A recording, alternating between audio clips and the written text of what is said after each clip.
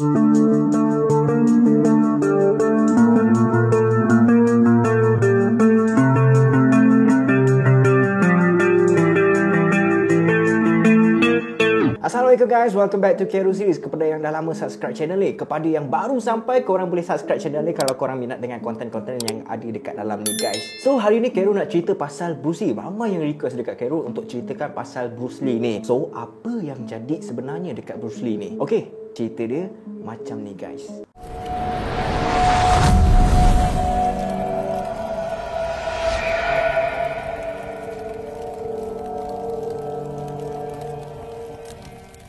Your mind be formless, shapeless, like water. Now you put water into a cup, it becomes the cup. You put water into a bottle, it becomes the bottle. You put in a teapot, it becomes the teapot. Now water can flow or it can crash. Be water, my friend. Pada 20 Julai 1973, Bruce Lee mati di Hong Kong ketika umur beliau 32 tahun. Selepas 6 hari dia meninggal dunia, filem yang dilakonkan beliau bertajuk Enter the Dragon berjaya pecah panggung di Eropah dan terus membuatkan dia menjadi pelakon Cina pertama yang popular di Hollywood. Tapi, bagaimana seorang lelaki yang hebat dan kuat yang di mana ramai orang percaya dia adalah seorang superhuman boleh mati pada usia yang muda? Selepas sehari kematian Bruce Lee, berita tentang kematian dia yang ada melibatkan seorang wanita dan dadah tersebar dengan pantas di seluruh Hong Kong. Jadi apa yang berlaku sebenarnya ni? Korang relax, kita akan merungkaikan kejadian yang sebenar ketika Bruce Lee mati. Jom.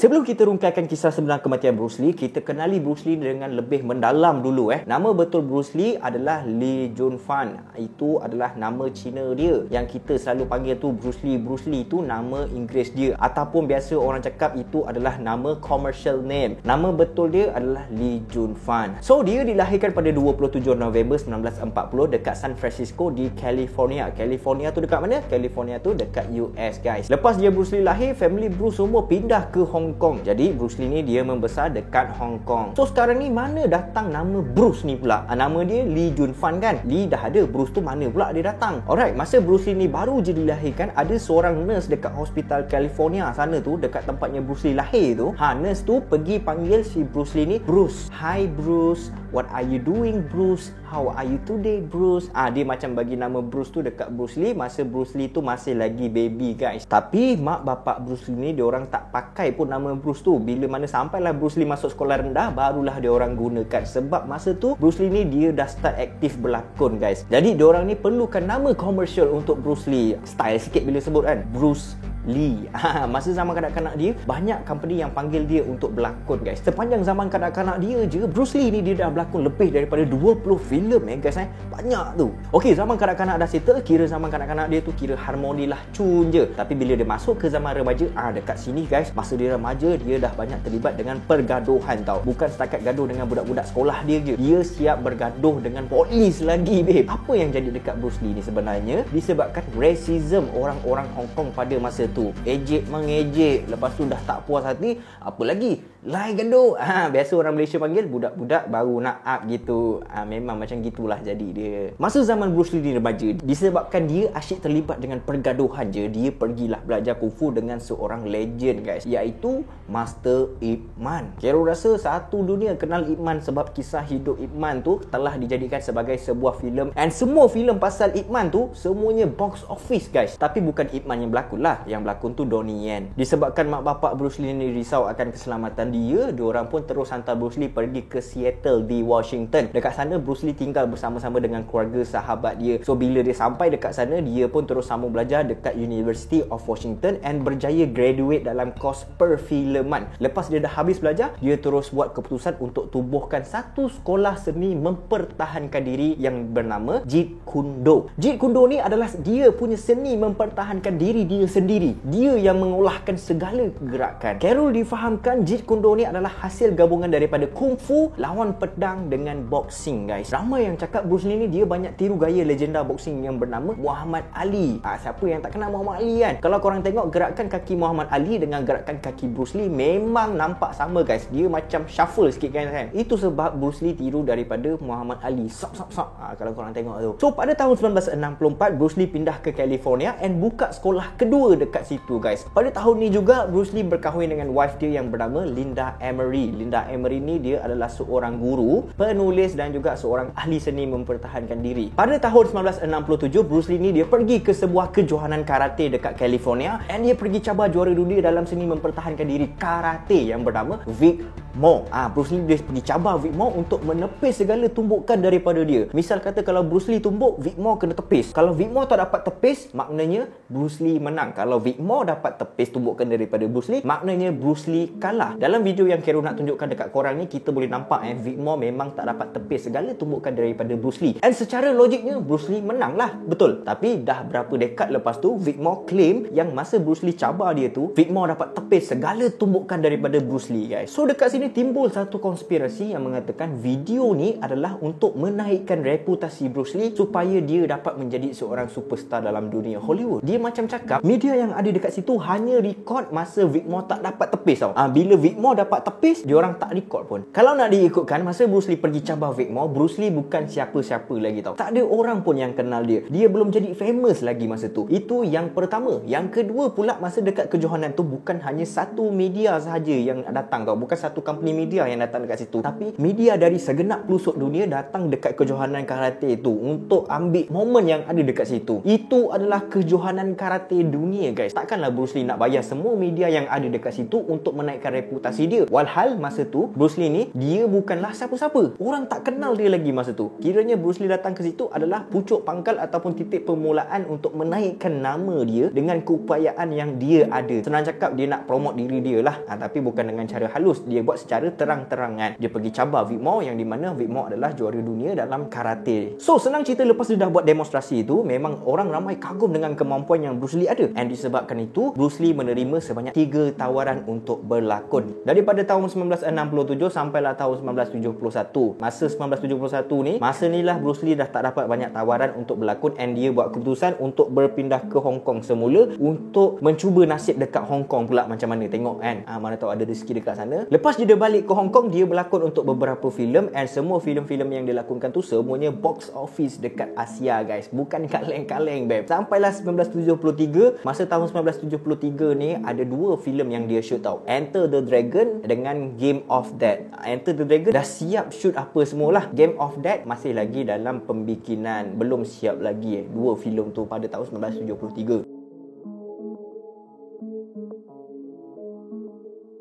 Macam mana Bruce Lee mati sekarang ni? Pada 20 Julai 1973, pada pukul 5 petang, lepas Bruce Lee dah siap semua kerja dekat office dia, dia pun pergi ke rumah skandal dia, guys, yang bernama Betty Ting Pei. Pada pukul 7 malam, Bruce Lee dia mengadu dekat Betty yang dia mengalami sakit kepala and dia perlukan rehat sekejap. So Betty pun memberikan ubat painkiller kepada Bruce Lee and Bruce Lee pun tidur. Pada pukul 9.30 malam, Raymond Chow iaitu penerbit filem dan juga kawan baik kepada Bruce Lee pergi call Betty untuk tanya keadaan Bruce Lee macam mana kan. And Betty pun cakap lah dekat Raymond yang di mana Bruce Lee masa tu masih lagi tengah tidur, tak bangun lagi. Pada pukul 9.40 malam, Raymond terus bergegas ke rumah Betty and bila dia sampai dekat situ, Raymond mendapati yang Bruce Lee masa tu masih lagi tak bangun daripada tidur, kiranya masih lagi terbaring kaku lah. Dalam keadaan yang panik tu kan, Raymond Chow terus call doktor peribadi dia sebanyak 20 kali, tapi bila dia call banyak kali tu, langsung tak ada satu pun yang diangkat oleh doktor peribadi dia. So Raymond terpaksa suruh Betty untuk call doktor peribadi Betty untuk datang ke rumah tu untuk tengok keadaan Bruce Lee tu macam mana. Pada pukul 10.15 malam, doktor peribadi Betty yang bernama Dr. Eugene Chu sampai dekat situ and dia mendapati yang Bruce Lee dah tak bernyawa. Dah buat CPR apa semua pun masih tak boleh bangun juga, guys. Jadi diorang terpaksa call ambulans and pada pukul 11.30 malam, Bruce Lee secara officialnya disahkan meninggal dunia akibat cerebral edema. Cerebral edema tu adalah satu penyakit otak yang di mana dekat dalam otak pesakit ada cecair yang membuatkan tekanan dekat dalam otak. Dalam otak dia ni ada cecair yang banyak and benda tu membuatkan otak dia tu jadi sempit tau, dia penuh dengan tekanan.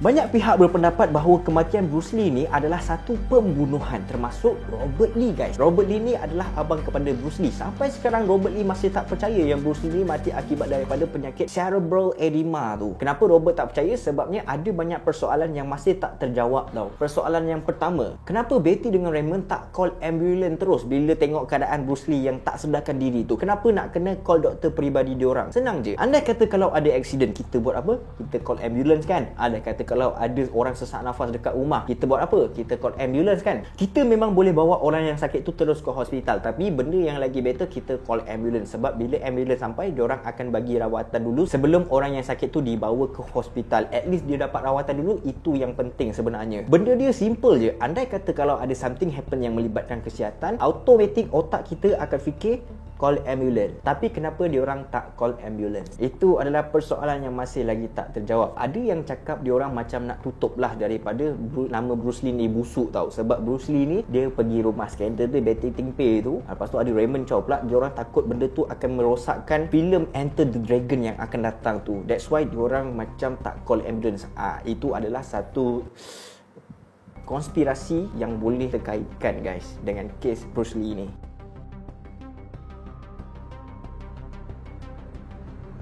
Selepas berdekad lama je guys, hasil kajian mendapati ubat painkiller yang Betty bagi dekat Bruce Lee tu adalah ubat yang mengandungi meprobamet. Meprobamet ni adalah punca kepada kematian Bruce Lee guys. Itu adalah punca sebenar dia. Ubat yang mengandungi meprobamet masih digunakan sampai ke tahun 1990. And then pada tahun 1990 itulah banyak negara yang mengharamkan penggunaan meprobamet dalam ubat disebabkan kesan sampingan yang sangat bahaya kepada kesihatan manusia. Contoh kesan dia adalah degupan jantung korang akan jadi laju bila korang consume meprobamet tu. Lepas tu ada lagi pening kepala yang sangat-sangat teruk guys. Itu kalau andai kata kalau korang consume meprobamet tu. That is why lah banyak negara pada tahun 1990 tu diorang ban meprobamet dimasukkan ke dalam ubat. So dekat sini timbul lagi satu konspirasi tau, yang di mana kemungkinan kematian Bruce Lee ni ada kaitan dengan Betty dan Raymond Chow. Sebulan sebelum Bruce Lee mati, Raymond dengan Bruce Lee ni ada gaduh sikit lah pasal duit guys. And then Bruce Lee macam tak puas hati lah kan. Dia minta kat Raymond duit dia kan.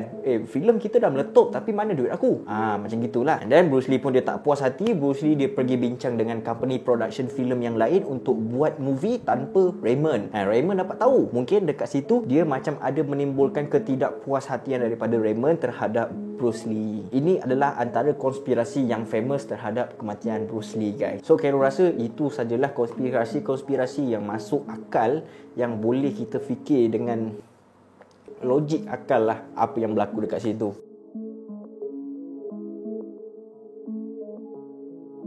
So ada yang cakap Bruce Lee ni mati lepas dia kalah dengan Datuk Meo Abdul Rahman. Tapi benda ni tak ada bukti yang kukuh sebenarnya guys. Memang tak boleh pakai lah teori konspirasi yang ni. Ada yang cakap dia gaduh dengan Street Fighter, ada yang cakap balas dendam. Tapi benda-benda tu semua tu tak ada bukti yang kukuh yang menggambarkan kematian Bruce Lee ni disebabkan benda-benda tu semua. So itu sahaja kisah pasal Bruce Lee. Kalau korang ada topik yang korang nak Carol buat, sila sertakan dekat ruangan komen di bawah. InsyaAllah pada bulan Februari nanti Carol ada nak launch baju tau. Quality dia memang sangat premium, sangat super. And this one is limited stock guys. 2 hari je open order. Nantikan pada bulan hadapan. Thanks guys. See you on next video. Assalamualaikum.